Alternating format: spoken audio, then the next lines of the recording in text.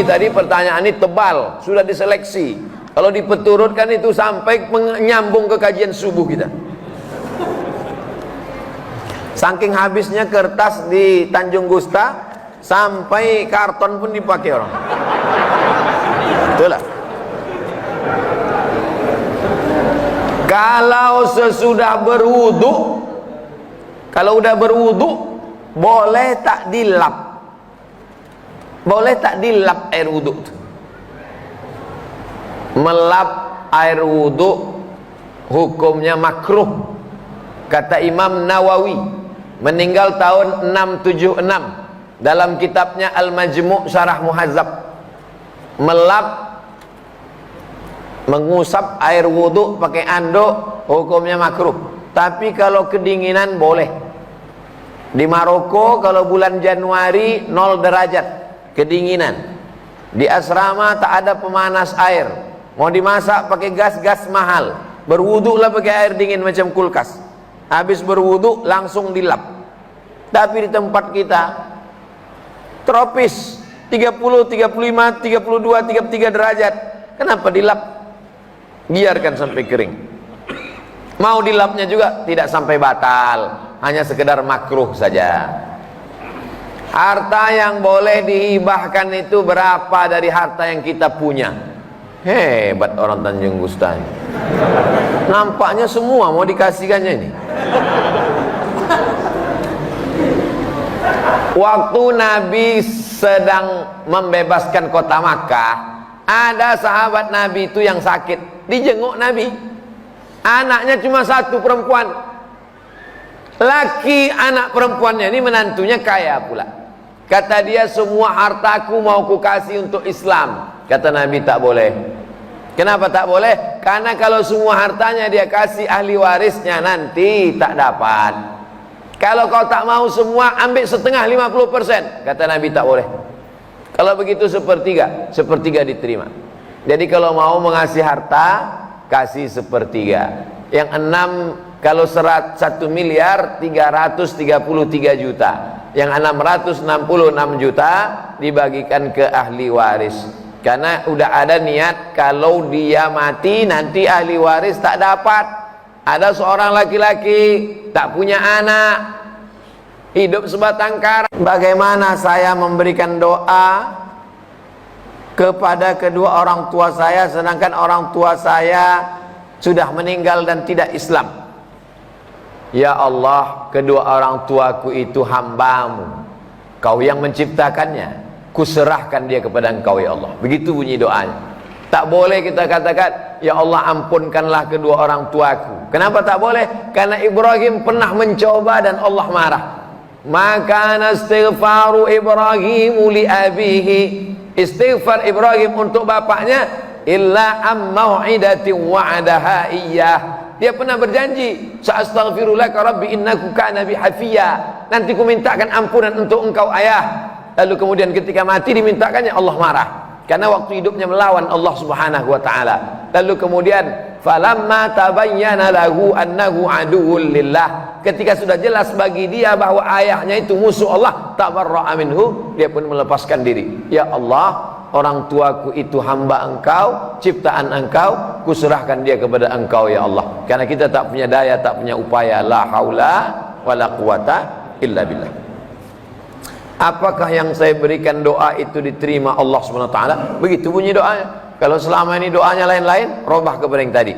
Ayah dan emakku itu adalah hamba Engkau ya Allah, kuserahkan dia kepada Engkau sesuai dengan keputusan Allah Subhanahu wa ta'ala. Ketika dilihat Nabi menanamkan akidah di Makkah, ibadah praktis seperti sholat pada tahun ke-11, muamalah seperti piagam Madinah, maksudnya interaksi sosial Islam dengan tak Islam, terlihat keseimbangan. Mengapa kebanyakan umat Islam sekarang lebih mementingkan ibadah mahdoh dibanding yang bersifat muamalah? Ibadah mahdoh, sholat, puasa-puasa sunat, zikir-zikir, baca Quran, sibuk dengan itu, tapi kurang pada muamalah, interaksi sosial. Sholat rajin, puasa rajin, tapi tetangga salah parkir, keluar kebun binatang dari mulutnya. Puasa sunat rajin, zikir rajin, tapi cakap kasar. Sholat rajin, puasa rajin, maulid rajin, menceritakan aib tetangga pun rajin, lebih rajin pula lagi. Sholat rajin, puasa rajin, tapi minjam rantang tak balik udah 3 bulan.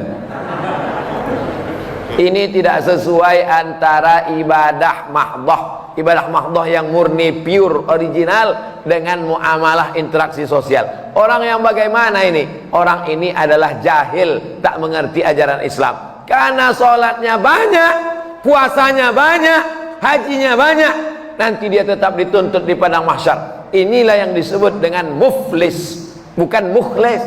Kalau mukhlis orang ikhlas, muflis orang bangkrut.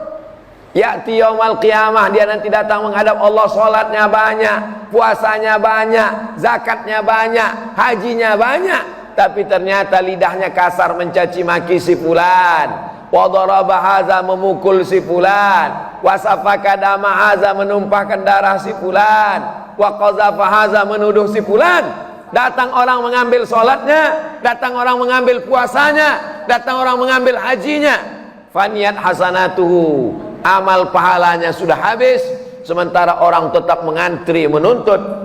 Ukhizat khotoyahum, diambil dosa mereka, ditimpakan kepada dia, dicampakkan dia ke neraka jahanam, bukan karena tak sholat, tapi karena muamalat, hubungan sosialnya tak baik. Insya Allah kalau dia sholat ke masjid, kenal sama tetangga, hubungan interaksi sosialnya insya Allah baik. Hablum minallah wa hablum minan nas.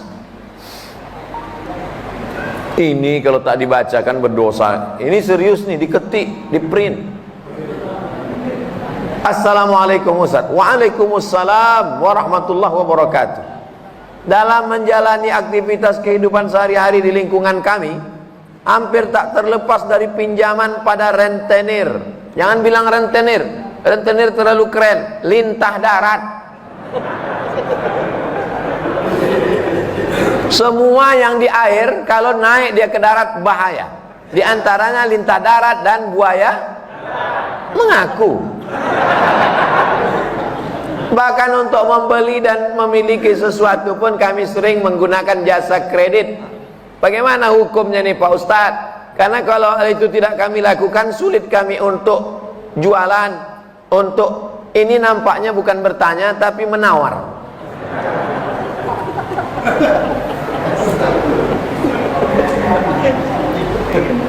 Maka bedanya rentenir, rentenir pula. Bedanya lintah darat dengan syariat Islam itu letaknya di mana? Lintah darat tidak mau tahu, mau rugi mau untung, yang penting kau bayar bunganya. Dililitnya kita, lama-lama habislah harta kita, lama-lama nyawa kita naik, kumat darah tinggi, jantung koroner mendadak mati. Mati dalam keadaan berhutang di sekeliling pinggang. Na'udzubillah. Mudah-mudahan Allah selamatkan kita dari riba ini insyaallah. Adapun jual beli dengan kredit tapi akadnya barang dengan uang, maka hukumnya boleh. Misalnya Pak Ketua Masjid mau jual sepeda motor ke saya. Ustadz Somad, mau ku jual sepeda motorku ini ke Ustadz. Berapa harganya Pak Haji? Ini 10 juta, Ustadz cicil lah 10 bulan, sebulannya 1 juta. Boleh apa tak boleh? Gimana detailnya Pak Ustadz? Silakan buka handphone, tulis di Google Somad Maroko, Google, tulis di situ SOMADMOROCCO, Somad Maroko. Maroko bukan Maroko. Maroko tempat saya kuliah dulu. Somad Maroko, tulis setelah spasi kredit, enter. Dapat tulisan Somad Maroko kredit. Dah tengok di baris bawah, jual beli kredit tidak ada keberatan di dalamnya. Tak ada keberatan berarti boleh. Jika waktu dan tambahannya diketahui, beli sepeda motor sebulan 1 juta, 12 bulan 12 juta, boleh. Meskipun harga kredit lebih mahal dari kontan, karena penjual dan pembeli sama-sama dapat untung. Penjual mendapat manfaat tambahan harga, sedangkan si pembeli mendapat manfaat tambahan waktu tempo. Adakah zaman Nabi orang kredit? Ada. Dalam Sahih Bukhari bahwa seorang muslim membeli budak namanya Barirah, di kreditnya selama 9 tahun, 1 tahunnya dibayar 40 dirham. Ada. Jadi yang tak boleh itu pinjam duit, bayar duit. Pinjam 10 juta, bayar 12 juta, haram. Adapun uang dengan barang, maka tidak apa-apa. Itulah bedanya lintah darat dengan bank syariah.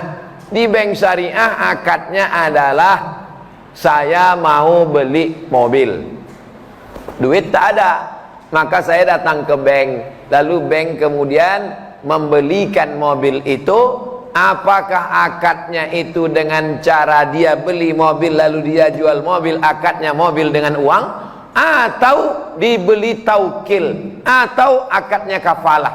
Jadi akadnya macam-macam, orang tak mengerti karena di fikih masjid sibuk dengan fikih toharoh, air suci mensucikan. Asik dibahas masalah khilafiyah, masalah kaki celana, masalah jenggot, masalah darah bisul, darah jerawat, darah wiladah, darah nifas, darah haid, darah nyamuk, darah macam-macam. Padahal muamalat ekonomi Islam ini penting. Jadi kesimpulannya, kalau dengan interaksi bank syariah, insya Allah sudah keluar fatwa DSN, Dewan Syariah Nasional. Mudah-mudahan kita selamat. Tapi dengan rentenir, dengan meminjamkan uang, bank berjalan berkeliling, riba menjerat leher, mudah-mudahan kita diselamatkan dari riba ini insya Allah. Amin ya rabbal alamin. Sekarang manusia ini menjadi makhluk yang konsumtif. Zaman dulu orang cukup punya sepatu cukup, sekarang punya sepatu mesti mahal. Zaman dulu orang punya jam cukup, sekarang jamnya mesti bermerek mahal. Padahal jam mahal sama jam murah kalau sudah habis baterai sama, mati juga. Dulu orang asal pakai baju cukup, sekarang orang pakai baju outfit, dia mesti berdiri mahal, style, gaya hidup naik gara-gara kehidupan yang konsumtif dengan medsos dan lain sebagainya. Maka iqna' bima qasamallahu lak takun aghnan nas, merasa cukup dengan pembagian Allah sehingga engkau menjadi orang yang berkecukupan. Makanya kita diajarkan doa, Allahumma aghnina bihalalika an haramik, cukupkan hati kami dengan yang halal sehingga kami tak mencari-cari yang haram. Orang kalau sudah dicukupkan hartanya, dicukupkan makannya, tapi sibuk mencari yang haram, sesungguhnya itu hukuman. Hukuman bukan dalam bentuk penyakit, tapi hukuman dalam bentuk hawa nafsu yang tak pernah kering, yang tak pernah cukup. Makanya di antara doa diajarkan Nabi, Allahumma inni a'udzubika min ilmin la yanfa', jauhkan aku dari ilmu yang tak bermanfaat. Sudah tahu riba, sudah tahu haram, dikerjakannya juga tak ada manfaat ilmu. Wa min qalbin la yakhsha', jauhkan aku hati yang tak takut pada Allah. Sudah dikatakan haram, nanti bangkitnya macam orang kerasukan setan, doa tak dikabulkan Allah, darah dagingnya tempat api neraka, tak ada takutnya. Wa min nafsin la tashba', jauhkan kami dari nafsu yang tak pernah kenyang. Wa min du'ain la yusma', jauhkan kami dari doa yang tak dikabulkan. Kenapa doa tak dikabulkan? Karena hawa nafsu. Kenapa hawa nafsunya tak bisa terkendali? Karena tak ada rasa takut. Kenapa tak takut sama Allah? Karena ilmunya tak bermanfaat. 4 ini saling berkait. Mudah-mudahan ilmu yang kita pelajari malam ini bermanfaat. Apa tanda ilmu bermanfaat? Hati takut. Apa tanda hati takut? Nafsu terkendali. Apa tanda nafsu terkendali? Doa terkabulkan. 4-4-nya kita diselamatkan Allah SWT. Amin ya rabbal alamin. Ala hazin niyah, untuk niat segala yang baik-baik. Al-Fatihah.